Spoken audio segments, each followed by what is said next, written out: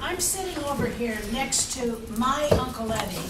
Some of you have called him by his more formal name. I know that his beautiful bride used to always call him Clark. And some of you might call him Clark. But to me, he will always be Uncle Eddie. Yes. Uncle Eddie. All right. Now, this man, Clark Edward Diehl, and when he was a much younger man, he and Ken Shannon, and I don't know if Ken Shannon was his father-in-law yet or not, but these two guys, Clark Edward Diehl and Ken Shannon, went squirrel hunting. And our man took dead aim at a helpless little squirrel victim in the tree, and what happened? It landed square on Ken's head. Now, this is a true indication that our man was not only a straight shooter, but he knew how to bring home the bacon or the squirrel for dinner.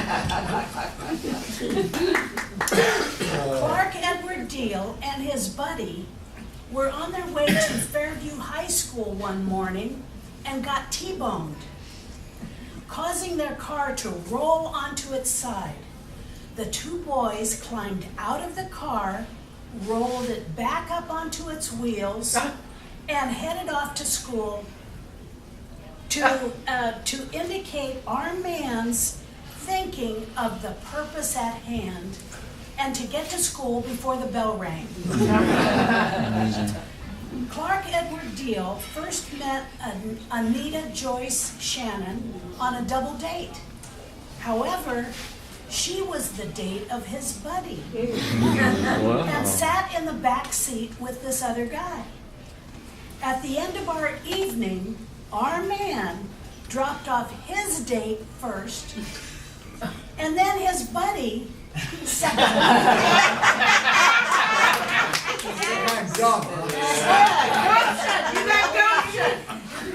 Leaving him and Joyce alone. And maybe that was his plan all along.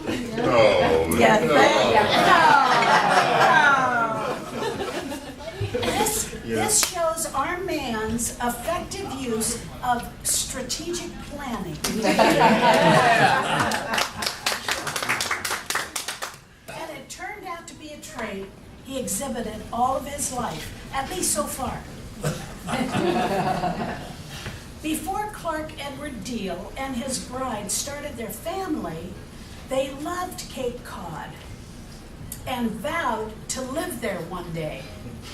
When he came to live in Sudbury, they vacationed with friends on Pleasant Bay, where our man would delight in going for a late-night skinny dip in the bay. With or without Joyce? He was back in the house.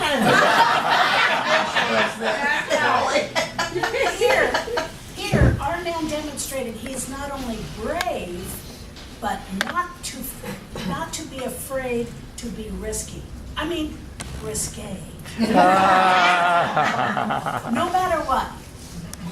When Clark Edward Diehl lived on Long Island and worked in New York City, he had to adjust to the multiple drink lunches his clients were used to, which was quite a feat for this Midwestern lad, but he set off every day to catch the train in his business suit and hat, ready to make it through another day at the office or the restaurant. Joint. Now our man shows that he is not only stylish, but he knew how to fit in to please his constituents. When all of his children, all four of them, were older, Clark Edward Diehl disclosed to them it was okay to have pie for breakfast. And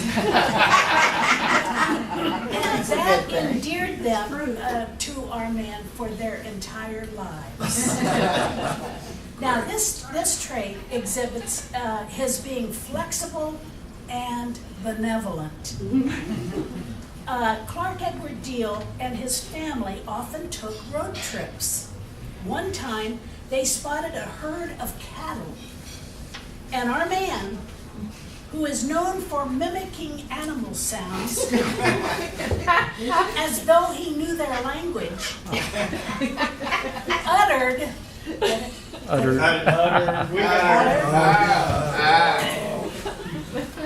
one of his classic cow calls, and a huge bull charged at him and terrified the whole family, so they sped off as quickly as they could. Now here, our man showed bravery, but also knowing when to retreat. We can list many more examples of Clark Edward Diehl's traits, but instead we will honor these traits of maintaining attention to purpose, bravery, flexibility, lack of fear against all odds, benevolency, honesty, courage, being a straight shooter, and knowing when to back off. So how can we honor him best? We can honor him best by crowning him King Diehl.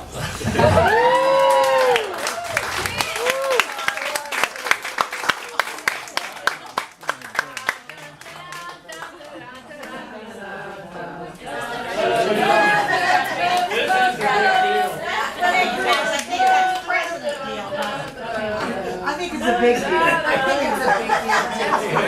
It's a big deal. Big deal. All right. Happy big Stop getting this. My first contribution. Ken, you're here, and I'm here, and I'm going to crown you the second king of the universe today. First of all, I'd like to thank my lovely assistant for his contribution. Now, Your Majesty, you have been given all the vestments of your royal position. Great. So subjects, rise to greet your king.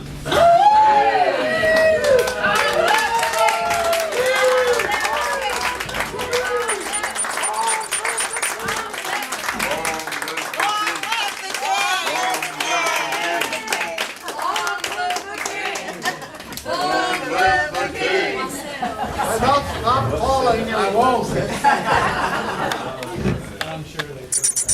Thank you very much, Captain. That was wonderful. That was fun. Okay. Does anyone